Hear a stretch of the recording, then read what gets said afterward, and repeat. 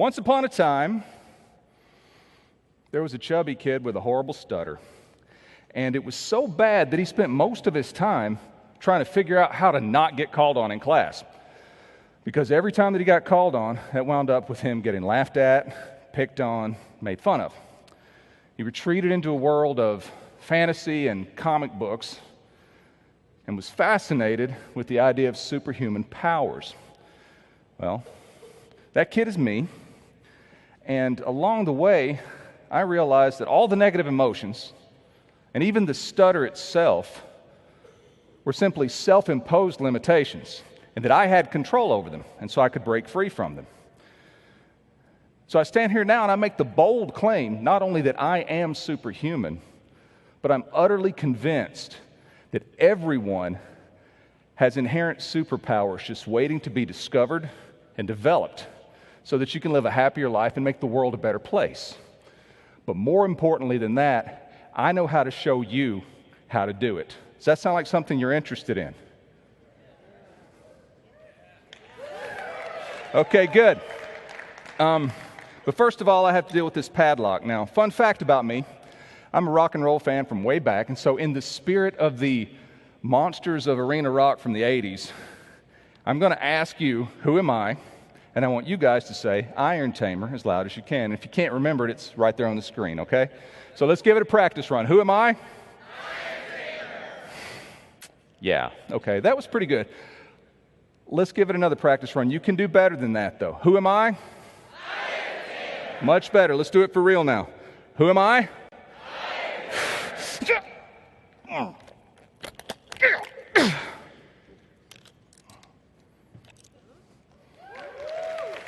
Catch. Why are we so fascinated? Why do we love superheroes so much? Well, I believe that it's because they embody the best qualities that we have as humans. In fact, let's look at what a superhuman power is. Advance. Superhuman power. Human, that's you and me, requires no further explanation. We all know what that is, right? Let's look at power. It's the ability or capacity to do something or act in a particular way. It comes from the Latin root potere, which means to be able. Incidentally, our modern word potential comes from that same Latin root word. So our power and our potential come from the same place, even in the language that we use. Something to think about. And then super means over, above, or beyond, exhibiting the characteristics of its type to an extreme or excessive degree. For instance, breaking out of shackles and padlocks would be a display of superhuman strength, wouldn't it? Wouldn't it? Stay with me, folks. But maybe superhuman strength isn't your thing. It's not for a lot of people, but I'm convinced that we all have superpowers.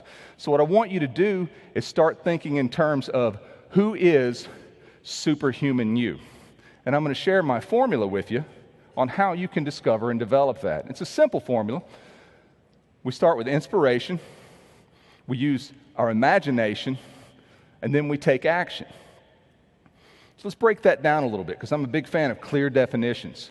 Inspiration, that's when we have the spark of an idea of something that may seem impossible, but with enough churning around in our mind, we start to believe that it can be possible for us to do it. And so then we start to choose attributes of mentors and influences as we move in the direction of achieving that. For me, as a kid growing up with a stutter, kind of angry all the time, started with this guy. That's who I wanted to be. I wanted that superhuman strength, and to be completely honest, being motivated by anger was something that I sort of identify with that character. But I'm not angry anymore, and that's a good thing. Realizing that becoming bombarded with gamma radiation was something that was not really easy to figure out how to do in the pre-internet days, or even, finding a radioactive spider to bite me, I looked.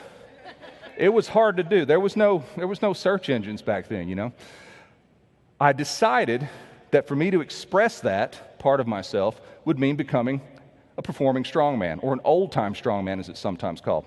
So what I want to do is show you some of the inspirations and influences that I've had along that path. First, there's a guy named the Mighty Atom. He was born in Poland in 1893. A small guy, about 5 feet tall, about 150 pounds. And you can see in that photo on the screen that he is driving a nail through a board with his hand. And he just has a small piece of cloth to pad it. A vaudeville-era strongman, one of the most well-known guys. Another feat that was very popular then was to take one of these. This is a 60-penny spike. It's 6 inches long, a quarter of an inch in diameter, and very pointy on the end, so I wrap it in leather to protect my hands. So the old vaudeville strongman would do this feat. And they tell me that it takes about 250 to 300 pounds of pressure to bend this particular piece. And when I think of that, I think of the quote from Mighty Atom's biography, "Never inhibit yourself with the seemingly impossible. If you place no limits upon yourself, then you have none. And if you think that you're strong, then you are." So I'm going to bend this for you. Who am I? Good job.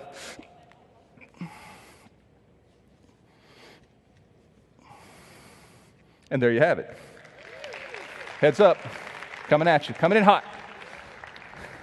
Now, the Mighty Atom passed away in 1977, but for several decades of his life, he had a protege, a guy named Slim the Hammerman.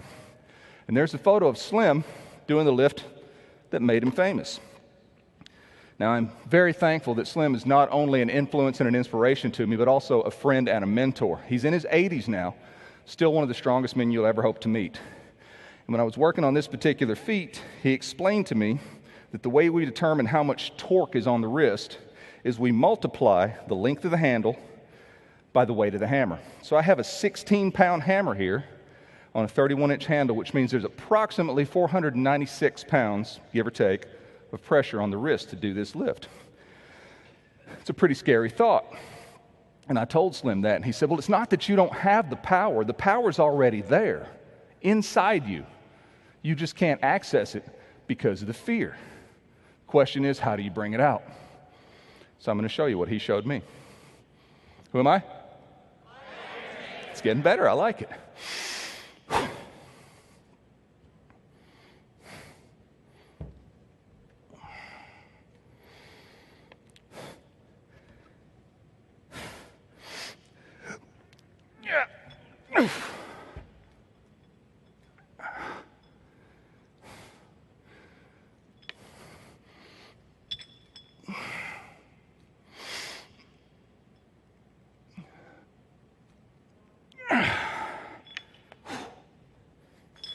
Thank you.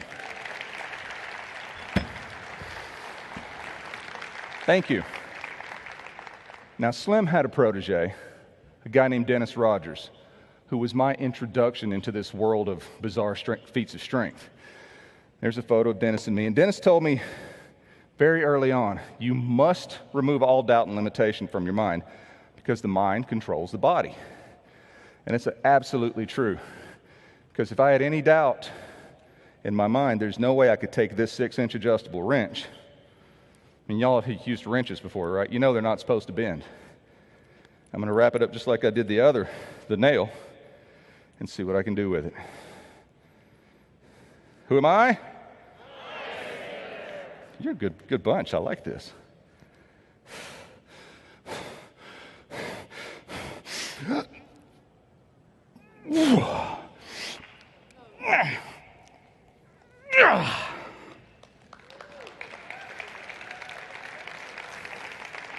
Thank you. Heads up. You got a pen holder for your desk now. I don't throw real good. I break things. So you can see there's a theme running here that transcends the physicality of the feats of strength and goes into the mindset and the mental aspect of it and how utterly important it is. Taking that to heart, I decided to find out as much as I possibly could about how my mind works in terms of practical, useful information. And so I started studying what I call mind masters. And here's a quote for you. Whatever the mind can conceive and believe, it can achieve. Now that sounds a lot like what the strongmen are telling me, right? But it didn't come from a strongman. It didn't come from an athlete at all. In fact, it came from Napoleon Hill, author of Think and Grow Rich, which, as you know, is one of the most well-known and widely read books on prosperity and wealth, but also personal development that's ever been written. Through studying Napoleon Hill and watching the movie The Secret, I ran across a guy named Bob Proctor. From Bob Proctor, I learned a lot about my subconscious mind and how the paradigms that I have literally determine my reality. And then another guy that I have to mention, who is also in the movie The Secret, is Dr. Joe Vitale. From Joe, I learned a tremendous amount about gratitude and forgiveness and how powerful those things are. Met Joe a few years ago, told him how inspired I was by his material and by his teachings. Turns out he's a fan of what I do. He's a fan of strongman in general, so much so that he became a student of mine. And there we have a photo of Joe and a piece of steel that he bent in one of our sessions. Joe's a steel bending strongman now. And I'm happy that I got to be a part of that. So we have the mind masters and we have the strongmen all saying a variation of the same universal truth. The truth that Earl Nightingale called the strangest secret. And that is, we become what we think about. So it stands to reason, if that's true, and I want to be superhuman, then I have to think superhuman thoughts. It's necessary for me to think like a superhuman. So, earlier I said that we all have superpowers, and maybe superhuman strength's not your thing, and that's cool, and it's true. But we all do have some superpower, usually more than one. And one thing that we all share, every human shares, is the second step in our formula, and that's the superpower of imagination, or the ability to form images with our minds. And I call it a superpower because it's the most powerful force in all of creation, if you stop and think about it. Look around this room. Literally anything you can lay your eyes on in this room. The stage, the table, the ceiling, the lights, the stuff that I'm up here breaking, all of it started as an image in someone's mind before it was a physical reality. Imagination is the seat of creation, and it's the most powerful force that we can think of. So strong, in fact, that Neville Goddard said, man is only limited by weakness of attention and poverty of the imagination. Or to put it another way, we don't stay with it long enough, and we don't think big enough, and that's why we fail. The imagination actually contains the key to unlock the superpowers that we have, because the imagination has a direct influence on our self-image. Our self-image determines whether we use our superhuman power of imagination for good, to make our lives better, to make the world around us a better place, or for evil, the opposite of that. We can never be more successful than the image that we have of ourselves. Chances are, though, that you didn't create your own self-image. Someone did that for you before you had a say-so in the matter. But the good news is, no one and nothing can prevent you from improving your self-image, except, of course, yourself. Now, I've been told that in India, when a trainer wants to take an elephant and train him to become a work animal, he gets him when he's a little baby, and he takes a chain, and he puts it around the elephant's leg, and then ties it off to a tree. The baby elephant doesn't like this, and he'll pull against the chain, but he's not strong enough to break it. And the harder and more he pulls, the deeper the chain digs into the flesh on his leg. The elephant doesn't like that, and he very quickly begins to associate any attempt to escape with pain and failure. And so he stops. And it works so well that years later, the trainer can take this adult elephant, when he wants him to stay in one spot, put the chain around his leg, tie it off to a tree, and the adult elephant won't even attempt to walk away. Possibility never even enters his big elephant mind, because from a very early age, he's learned that any attempt to do anything besides stand still when that chain goes on results in pain and failure. Now, never mind the fact that he's grown into this monstrous behemoth of an animal that has a power thousands of times greater than what it would take to snap a puny chain. He just doesn't know. He's not aware of his power. And I wonder how much we're like that elephant. Because when we're born, we have all this possibility, all this promise, and all this potential. And then at a very early age, someone comes along, and usually for our own good, puts our very first limitation on us in the form of the word no. And it feels secure to us, even if we don't like it, because we know that they're looking out for us. They have our best interest. And I, for one, am thankful, very, very grateful, that my mother told me no when I said, you know what, I'm going to climb up on top of the house and jump off and learn how to fly because I want superpowers. She said no. Things might have turned out differently if she hadn't. So I'm thankful for that. But in addition to the security that goes along with it that's good for us, we start to pick up things that aren't so good for us, like, well, you can't do that. And, well, you'll never be able to do that. And that's impossible. And it starts to close in on us. It starts squeezing a little bit of the life and the hope and the imagination out of us. And then at some point, it becomes a part of our internal dialogue. It becomes our self-talk. And we say things to ourselves that we would never say to another person. You don't have to raise your hand, but think about, have you ever said anything truly mean to yourself? Think about whatever those things are, and if you had a friend who said those things to you, would you still be friends with them? And yet we do it to ourselves. And we start to say things like, I'm not good enough, or there's no way I could ever do that. And eventually, this is closing in on us, we become a lot like that baby elephant. We're like, I'm not even going to try because I'll just get hurt or I'll fail. And it's crushing the life out of us. And we forget that life is about expansion and fuller expression. But unlike the elephant, we can make the conscious choice to call on a power that is thousands of times greater than any limitation we've put on ourselves. And we can break out of it.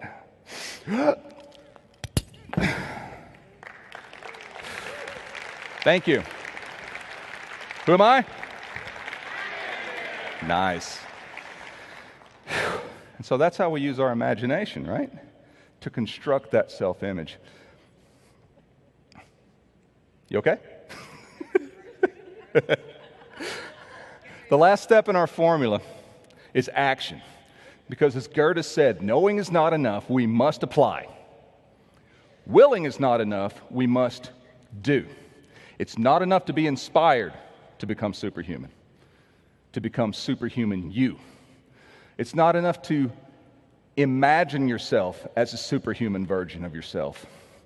You must take action. And an action that I recommend everyone take, that you guys can all do. You can start doing it today. Once you form that image that you're inspired to become, writing out affirmations is so incredibly powerful.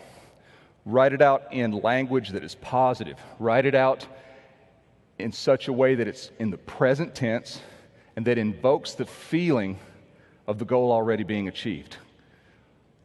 Operate from the feeling of the goal fulfilled. Rewrite it multiple times a day. Read it even more often than that. And think about it even more often than that. Let it be the first thing on your mind when you wake up in the morning, last thing on your mind when you go to bed, and something you revisit all day long. And I promise you that you will very quickly rewrite your old limiting self-image and replace it with the new superhuman you. Now, it's funny. I had a colleague that I shouldn't name in the fitness business tell me, yeah, I tried that affirmation thing. Didn't work for me. I'm just not an affirmation guy. Well, that's an affirmation, and it's working because you're telling yourself that it ain't going to work, and that's what you get because you become what you think about. As Henry Ford said, whether you believe you can or believe you can't, you are right. So don't be like that guy. Be superhuman. And then all action begins the same way, with a decision. And as we saw earlier, I like to clearly define things. So let's think about the word decision. We've got another Latin root, de meaning from, and caeder meaning to cut. So a true decision then means that you are committed to achieving a result and you're cutting yourself off from any other possibility. I have one more feat that I'd like to do for you. I have here a balloon, and between me and the balloon, I have an inch-thick board. And remember our photo of the mighty Adam from earlier? I have a nail, and I have a small rag. And I have made the decision that I'm going to drive this nail through that board and pop that balloon. And I'm cutting myself off from any other possibility. So much so, I don't even consider there to be a board there. I'm going to pop the balloon. You guys with me? All right. Hang on to this. Make sure this works first. All right. So I'm going to come just like this. We ready? All right. Oh, wait. I forgot. I almost forgot. One other thing I have to make sure I tell you. How many of us have ever said that we can't get anything done because we're running around putting out fires all the time? Right? Those are just distractions. And a distraction is a decision not to stick to your original goal. So there is no board, and once you're fully committed, there's no fire.